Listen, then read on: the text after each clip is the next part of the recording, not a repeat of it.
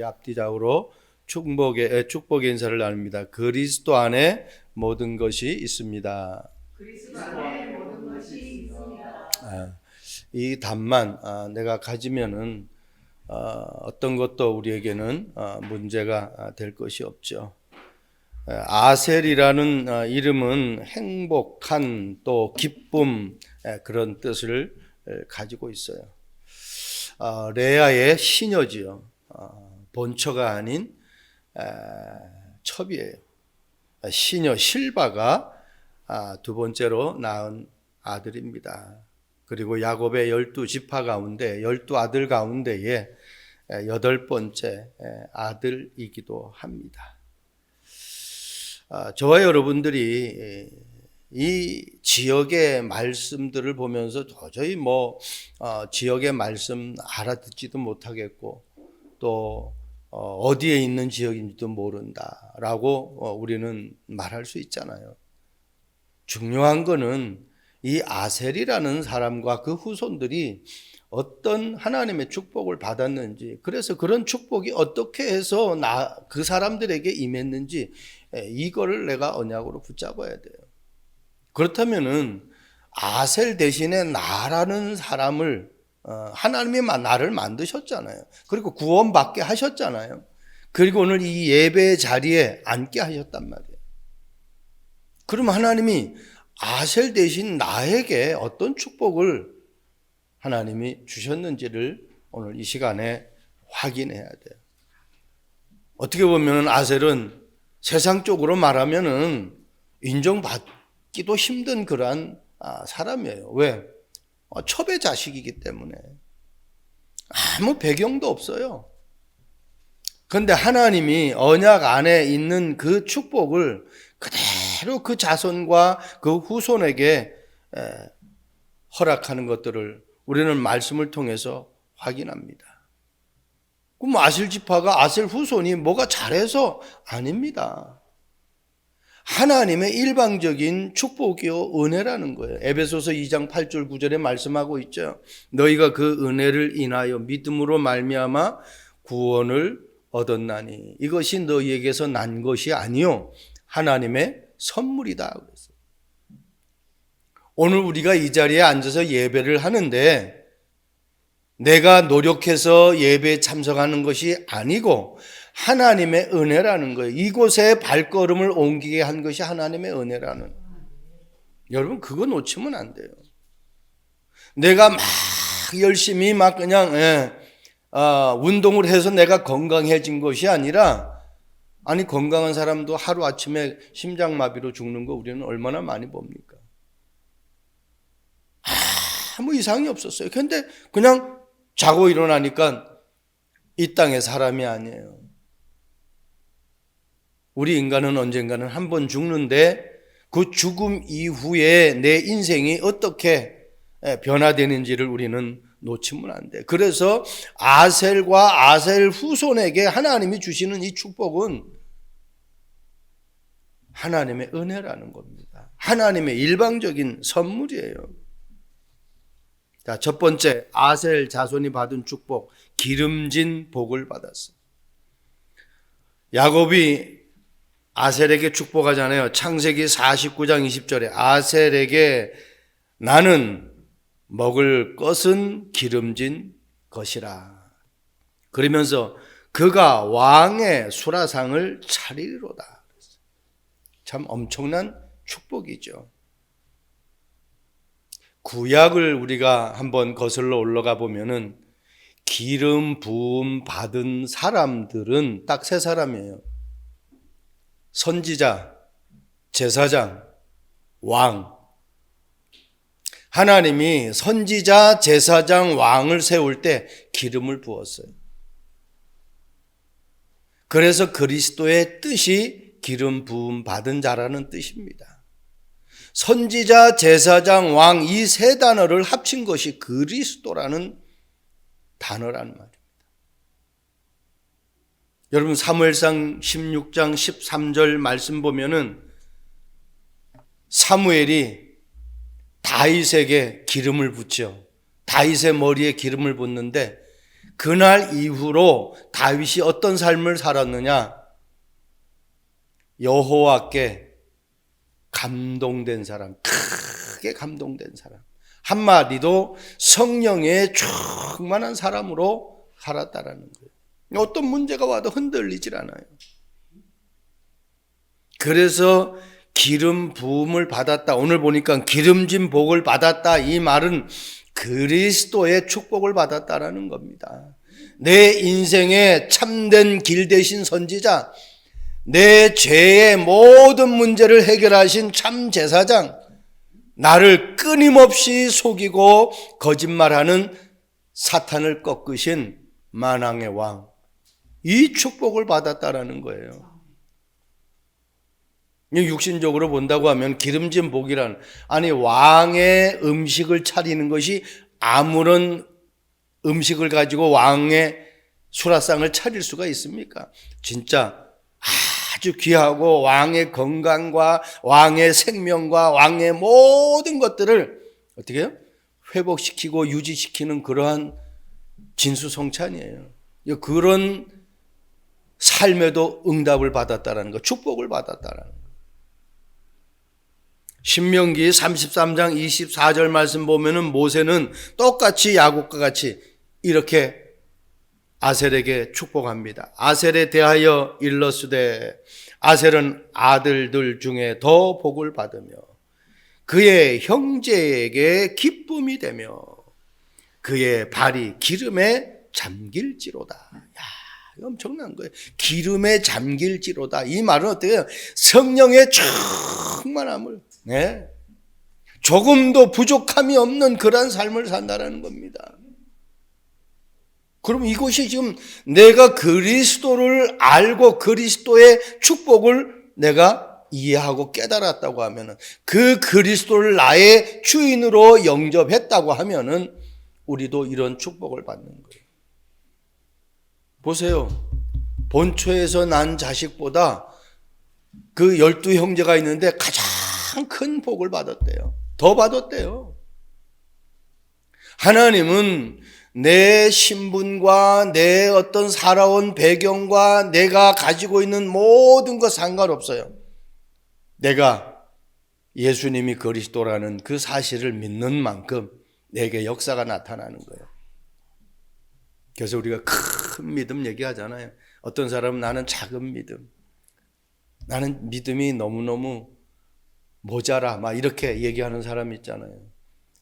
그거 빨리 말 고쳐야 돼요. 내가 예수님이 그리스도라는 사실을 정확하게 믿고 그분이 나의 주인이 되어진다고 하면은 내가 살아가려고 몸부림치는 인생이 아니라니까. 요한복음 19장 30절 말씀 보세요. 예수께서 신 포도주를 받으신 후에 이르시되 다 이루었다. 여러분, 기름진 것을 내가 찾으려고 몸부림치는 그런 삶이 아니야. 그분이 나를 위해서 준비하시고 나를 위해서 완전 성취해버렸어요. 그러니까 내가 할 것이 없어요. 나는 그분을 100%로 믿기만 하면 되는 거예요. 이거보다 쉬운 게 어디 있습니까? 하나님이 나와 함께 하시고 하나님이 나에게 그리스도로 내 인생의 여정을 걸어갈 수 있도록 하나님이 축복하셨는데 얼마나 감사합니까? 두 번째, 아셀이 받은 축복, 기쁨이 되는 복을 받았어요. 기쁨 중에 기쁨이 무엇일까요? 이 땅에서 주는 기쁨은 영원한 것이 될 수가 없어요. 하나님이 나에게 주시는 참 복음이래야만이 내가 기쁠 수가 있어요. 요한복음 14장 6절에 내가 곧 길이요 진리요 생명이니, 이 세 가지가 해결되면 끝나는 거예요. 내가 기쁜 길을 갈 수 있기만 하면 끝나는 거예요. 내가 진짜를 발견하면 끝난다니까요. 그리고 나에게 참된 생명이 있으면 끝나는 거예요. 그 예수님이 그렇게 말씀하세요. 내가 길이요. 그리고 내가 진리요 그랬어요. 내가 공부를 많이 배워서 아는 것이 많은 것이 그 사람이 진리를 발견한 것이 아니에요. 이 땅에 해결할 수 없는 문제, 죄 문제, 사탄의 문제, 지옥 배경의 문제 해결할 수 없으면은 그 사람은 진리 발견한 거 아니에요. 공부 많이 해가지고 내가 천국 갑니까? 내가 많은 사람들을 구제해줘가지고 내가 천국 갑니까? 구원받습니까? 그거 아니잖아요. 그래서 예수님이 그리스도라는 것을 내가 어떻게 믿느냐가 너무 중요한 거예요. 초대교회 성도들은 그 믿음을 유지하기 위해서 죽음을 각오하고 마가다락방에 모인 거예요. 여러분 초대교회 성도들 사도행전 2장 42절에서 47절 말씀 보세요. 그들이 날마다 모여서 하나님의 말씀을 서로가 포럼했는데 기쁨의 잔치를 그들이 가진 거예요. 어떻게 날마다 모일 수가 있어요? 모일 수 있는 환경이 아니라니까. 로마 그 강대국의 속국이 되어 있어요. 그래서 모이지 못하도록 법으로 딱 정해졌어요. 그런데 법을 어겨가면서도 모이는 거예요. 뭐 때문에 모여요? 예배 때문에. 하나님 앞에 은혜 때문에, 하나님 앞에 기도하는 것 때문에, 나라를 회복하는 그 일 때문에 모인 거예요. 그들이 죽었습니까? 그를 통해서 하나님은 로마가 기독교를 국교로 받아들이는 그러한 엄청난 역사를 일으키잖아요. 주 313년에. 여러분, 저와 여러분들이 무엇이 기쁨인지를 놓치면 안 돼요.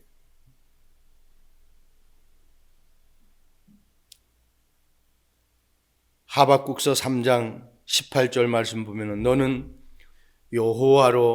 나는 여호와로 말미암아 즐거워하며 나의 구원의 하나님으로 말미암아 기뻐하리로다 그랬어요. 그 앞절에 그렇게 고백하죠. 하박국 선지자가 무화과 나무가 무성하지 못해도 포도나무에 열매가 없어도 감람나무에 소출이 없어도 밭에 먹을 것이 없어도 우리의 양이 없어도 외양간에 소가 없어도 여호와로 즐거워하고 구원의 하나님으로 기뻐한대. 한마디로 내게 아무것도 없어도 나를 구원하신 그 하나님으로 기뻐한다는 거예요. 그 답이 나와야 된다니까. 사단은 알아요. 그것으로 답을 냈는지 그리스도라는 단어 하나로 십자가 사건으로 부활의 사건으로 나를 하나님이 완벽하게 책임진다라는 답을 내었는지 안 내었는지 그거를 하나님이 아신다니까요. 그래서 내 인생에 내 삶의 기준이 뭐냐는 얘기예요. 돈이 기준이다. 그 사람은 돈의 노예가 돼요. 자리가 기준이다. 그 사람은 자리의 노예가 된다니까. 그 사람은 어떤 출세의 기준이다. 그러면 그 사람은 그 출세의 노예가 돼요. 출세하기 위해서 막 이 사람 저 사람 이것저것 따라다니는 거예요. 그러니까 그리스도가 기준이 돼야 돼. 그럼 하나님이 나를 완벽하게 인도하신다는 거예요. 찬송가 우리 이따가 폐회할 때 찬송하겠지만 325장에 기쁨의 근원 되시는 예수를 위해 삽시다. 기쁨의 근원. 우리 찬송가는 기쁨의 근원 되시는 예수를 위해 삽시다. 이렇게 찬송을 하는데 그 기쁨의 근원이 진짜 예수가 그리스도라는 것을 얼마만큼 내가 알고 이해하고 나의 것으로 만들었느냐가 중요하죠. 데살로니가전서 5장 16절에서 18절 항상 기뻐하라 쉬지 말고 기도하라 범사에 감사하라. 우리가 너무 잘 아는 성경 구절이잖아요. 크리스찬 가정에 가면은 이 성경 구절이 있는 가정들이 많죠. 항상 기뻐. 그냥 기뻐가 아니야. 항상 기뻐해야 돼. 항상 기뻐할 수 있는 조건이 뭡니까? 그 복음이 아니면 항상 기뻐할 수가 없어요. 복음만이 나를 만드신 그 하나님이 다 해결할 수 있다는 거예요. 하나님만이 나를 지킬 수가 있어요. 왜? 그분이 나를 만드셨기 때문에, 그분이 내가 필요한 것을 무엇인지로 알기 때문에, 그분만이 사단을 꺾을 수 있어요. 그분만이 내가 가지고 있는 죄 문제를 해결할 수 있다니까. 그래서 항상 기뻐할 수 있는 거예요. 쉬지 말고 기도한다. 어떻게 쉬지 않고 기도할 수 있습니까? 기쁨의 기준이 되는 그 하나님이 나에게 정말 항상의 조건을 내가 알게 되면은 그분을 늘 찾을 수밖에 없잖아요. 자, 쉽게 얘기하면 제가 뭐가 필요해요. 근데 그 필요한 것을 A라는 분이 가지고 있단 말이에요. 그러면 내가 어떻게 해요? 내가 늘 그분 생각하는 거예요. 왜? 저것을 내가 가져야만이 내게 있는 문제가 해결되기 때문에 그 A라는 분을 내가 계속 생각하며 그분을 찾을 수밖에 없다니까.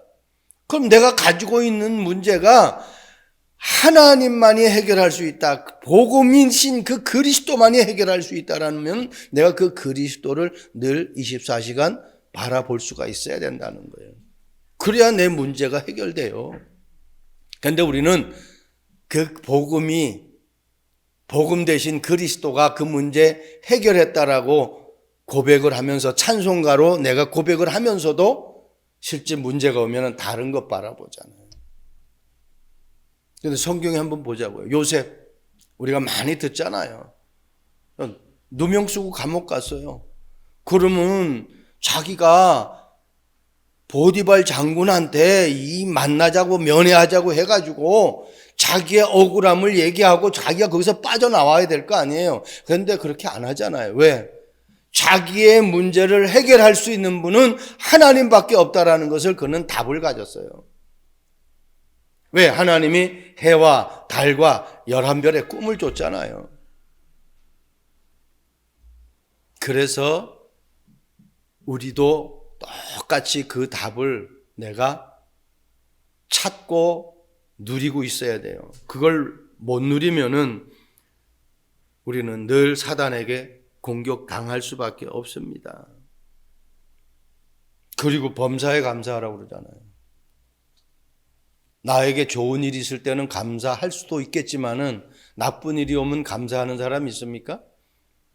거의 없어요. 그래서 우리 요즘 나대 우리 학생들이 예배에 참석하는데 내가 시험을 잘 못 봤어. 하나님 시험 못 봐서 감사합니다 하는 학생들이 있을까요? 완전히 기분 잡죠.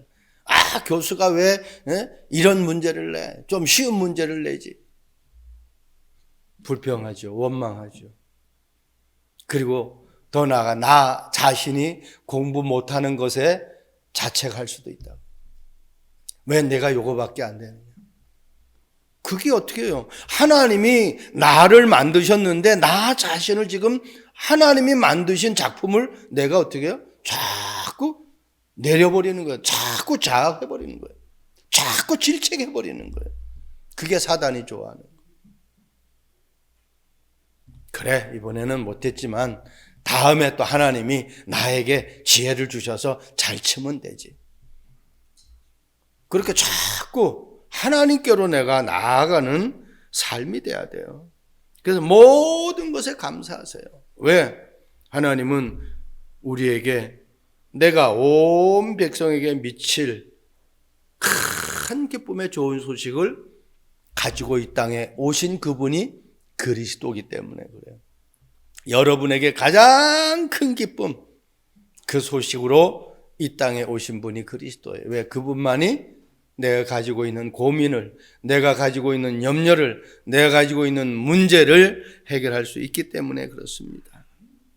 마지막입니다. 아셀 자손이 받은 복, 안전한 복을 받았어요. 신명기 33장 25절에 모세가 아셀을 축복합니다. 네 문빗장은 철과 놋이 될 것이니 네가 사는 날을 따라서 능력이 있으리로다. 철과 놋이 될 것이다. 자물통이 나의 소유를 빼앗아 갈 수 없을 정도로 하나님이 나에게 주신 축복을 빼앗아 갈 수 없는 그 모든 문 빗장, 이게 뭐 자물통이나 마찬가지죠. 그럴 때 철과 놋으로, 한마디로 그리스도의 능력으로 내 삶을 완전히 보장하겠다는 거예요. 그러면서 뭐라 그랬어요? 네가 사는 날을 따라서 능력으로 있으리로다. 능력이 있대요. 내 삶 속에서 비실비실하는 삶이 아니라, 모자란 삶이 아니라, 막 갈급한 삶이 아니라 하나님의 능력으로, 오직 성령이 너에게 임하시면 너희가 권능을 받고 그랬어요. 땅끝까지 이르러 내 증인이 된다고 그랬어요. 여러분, 여호수아서 1장 5절에 이미 여호수아에게 약속했잖아요. 네 평생에 너를 능히 대적할 자가 없으리니 내가 모세와 함께 있었던 것 같이 너와 함께 있을 것입니다. 네 평생에 능히 너를 대적할 자가 없어. 한 삶의 한 부분만 나를 책임지는 것이 아니라 평생, 내 인생의 평생을 하나님이 책임져 주십니다. 얼마나 감사합니까?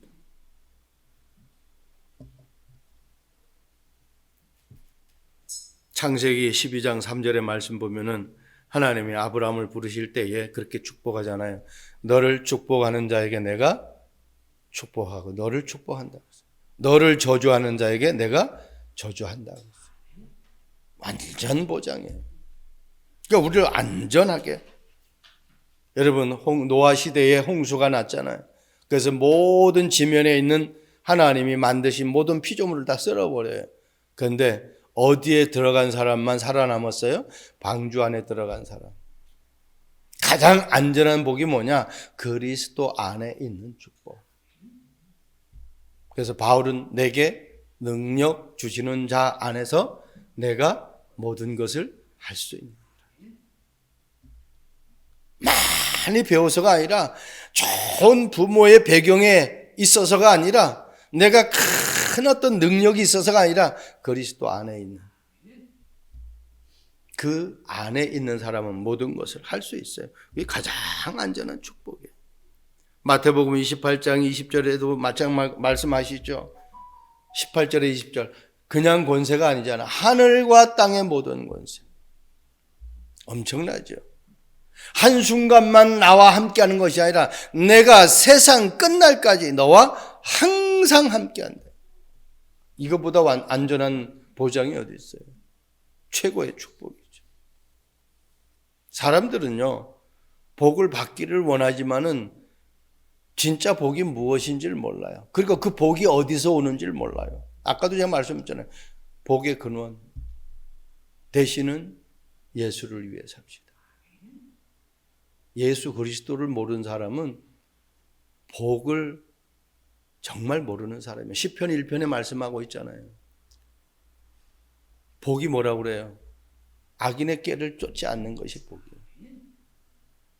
시냇가에 심은 나무가 시절을 쫓아 과실을 맺는데 그냥 과실이 맺는 게 아니잖아요. 주야로 하나님이 주시는 말씀을 묵상하는 사람, 그 사람이 복이 있는 사람이에요. 그러니까 주야로 묵상한다라는 건 뭐지? 24시간 내가 그분을 생각하고 있다라는 거 아니에요. 그냥 그 안에 있는 게 복이란 말이에요.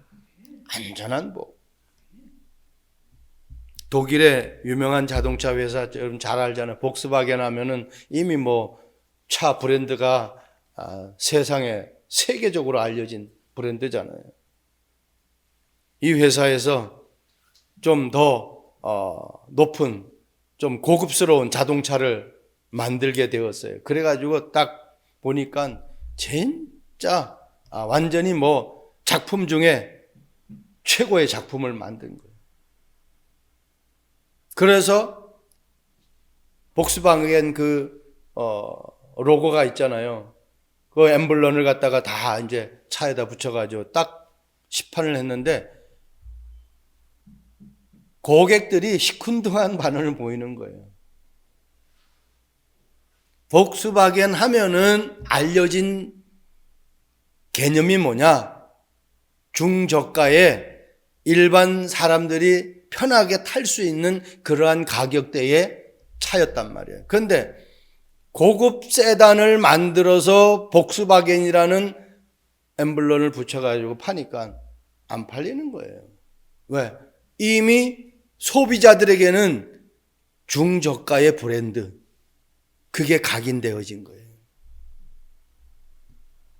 그래서 우리가 일본 토요타 차 같은 경우에 똑같은 토요타인데 토요타에서 나오는 차가 고급 차가 있어요. 그게 렉서스예요. 그러니까 토요타의 회사에서는 안 거죠. 이 복스바겐에서 실패한 이유를. 그래서 똑같은 토요타에서 만들었지만 엠블럼을 토요타 엠블럼을 붙이지 않고 렉서스라는 이름과 렉서스의 엠블럼을 붙인 거예요. 그러니까 어때요? 불티나게 팔리는 거죠. 왜? 전혀 그 차를 볼 때에 토요타의 회사에서 만든 차라는 것을 잊어버리는 거예요. 왜? 다른 이름을 붙여버리니까. 그리고 그 엠블럼도 다른 모양의 엠블럼을 붙이니까. 우리 신앙생활의 모델이 뭘까요? 초대교회 성도들이에요. 그들은 죽음을 불사했어요. 초대교회 성도들의 신앙생활을 내가 본받으려고 하면은 나 자신이 가장 먼저 구원의 축복이 무엇인지를 놓치면 안 돼요. 어떻게 보면 기름진 이 축복이 구원의 축복이에요. 기쁨의 축복은 우리의 삶의 인도예요. 내가 구원받았으면 하나님의 인도를 받아야죠. 그리고 안전한 복의 축복은 뭡니까? 하나님이 나를 완전히 가는 곳마다 승리케 하시는 거예요. 그래서 증인의 삶을 살게 하는 거예요. 초대교회 성도들처럼 어떤 어려움이 와도 흔들리지 않을 만큼 그리스도, 내게 하나님의 나라가 성령으로 임했기 때문에 이 성령, 그리고 단순한 하나님의 나라가 아니라 그것을 지속해서 누릴 수 있는 성령의 충만함, 이 축복을 가지고 아셀 자손이 받은 그 축복을 그대로 누릴 수 있는 저와 여러분 되기를 주님의 이름으로 축복드립니다. 좋으신 하나님을 찬양합니다. 아셀 자손이 받은 축복, 기름진 복, 기쁨의 복, 안전한 복을 가지고 세계 복음화의 증인으로 설 수 있는 저희들 되게 하옵소서. 감사합니다. 예수 그리스도의 이름으로 기도합니다. 아멘.